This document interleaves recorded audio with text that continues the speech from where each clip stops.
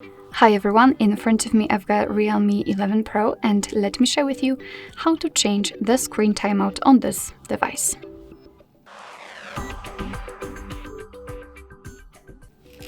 So as you probably saw, my device blacked out a little bit too fast for my liking, so let's change it. Let's enter the settings, and right here we have to scroll down to find the display and brightness. Let's tap on it. Right here we have to scroll down to find auto screen off, and here we've got some options from which we can choose. So at the top we've got relatively short options, and right here we've got longer ones. So basically all you have to do is to tap on the option like to use. I will pick 10 minutes, and as you can see it is immediately notified right here, which simply means that from now on, after 10 minutes of inactivity, this device will black out.